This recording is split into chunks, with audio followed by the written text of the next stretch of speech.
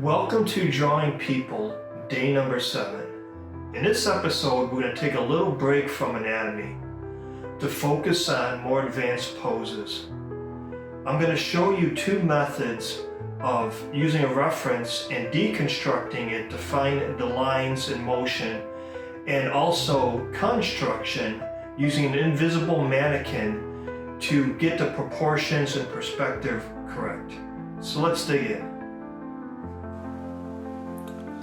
So we got this pretty cool model from Genesis 3D,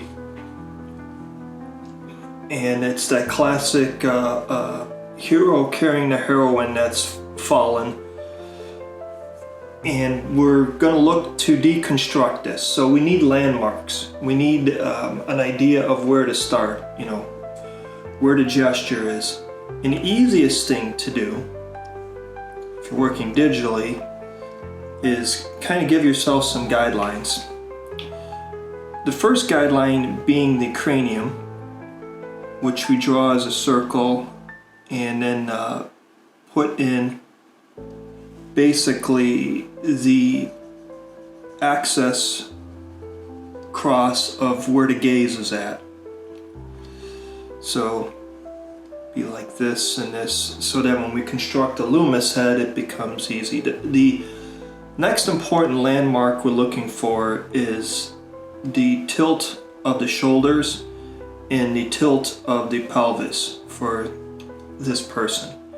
Because then what we can do is we can draw on the spine in our motion of where he's standing, all the way down, right? So draw on the head first, and like those things.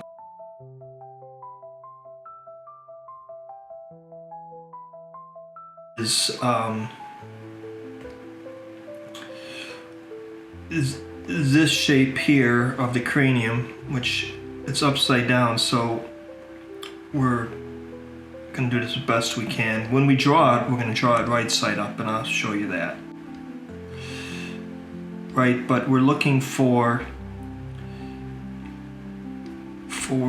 the shoulders and the hips, which are kind of contorted.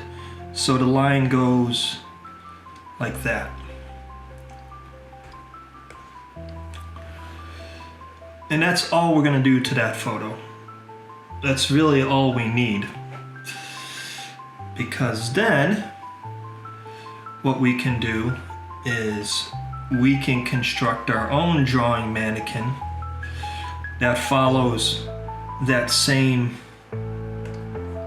structure, right? You got shoulder lines going this way, hip lines going that way. Well, mine's a little straighter, but that's how we start with the reference. And we use this drawing skeleton that we learned in week 1, where we do the egg as the ribs and circles for the joints. Now the Loomis version of that, kind of has the overlay for the shoulders on the front, and then it has the back kind of tunic going on. So it's whatever your preference is. I drift back and forth. I don't think that you have to stick completely to one discipline. It's like in whatever application you're doing, if it helps you figure things out, put those indications in. I just like Loomis heads because, again, like here, it's pretty easy to figure out where this person's gaze is, right? He's looking down. It might have the head a little bit more partitioned this way, but when you put that cross bar in, it's pretty easy to see that he's looking that way. Or actually, what am I saying? He's looking down. He's looking down at this person's face, and kind of has a sad look. All right. So once you get that intact, let's take it down a notch. You can then draw in your mannequin shape. You know, what we learned a couple sessions back was the shoulders, the collarbones, and like where the chest muscles are. In this one, I don't really have the chest muscles indicated that strongly, but you got this underwear shape, and this is really an important feature that'll help you draw stuff. Is you got these caps. Let's go to a stronger color here and go to a new layer. You got the bone of the elbow, where when you're drawing cylinders where they meet, you want to, we got the stroke correction on. But when you're drawing cylinders in for your mannequin, you want them to meet with that elbow cap.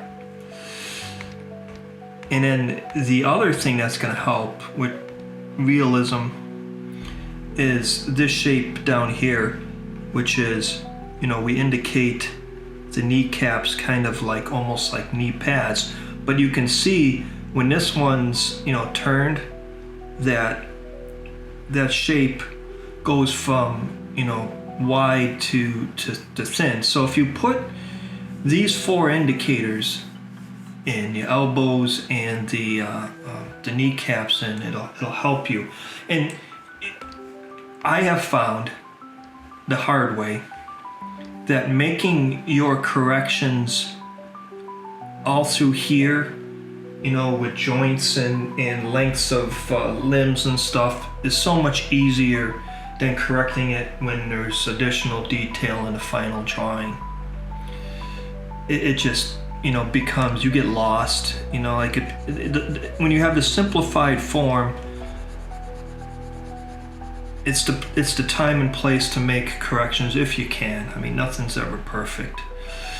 So when we look at this other figure,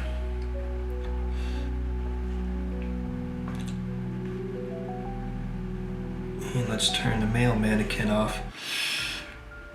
You can see the landmarks we put in there to help us draw that.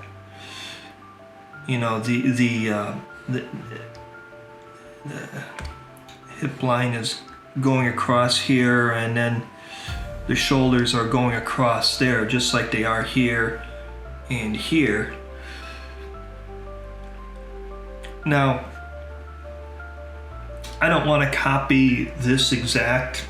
I like to use a reference for inspiration. So like if the legs are in a slightly different angle, it's okay by me,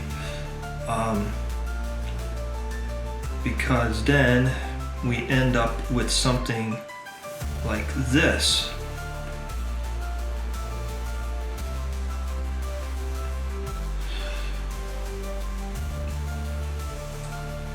And I like it. I mean, there's a little more space between the abdomen and the legs, and I couldn't figure out where this subject was actually holding.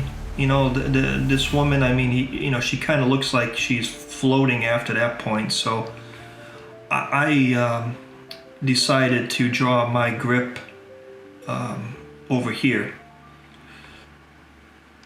Okay. I don't get that strong, but take the rough male lines out, and it's pretty good.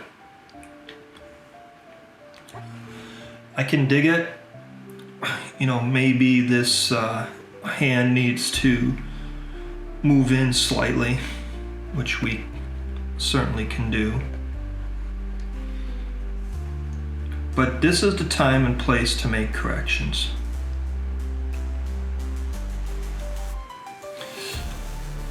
I try not to talk about my comic books too much over here because this is the drawing piece of it, but if you're curious of why Vikings, well, this is part of an epic battle scene, and this warrior maiden has fallen, and he's a little upset about that.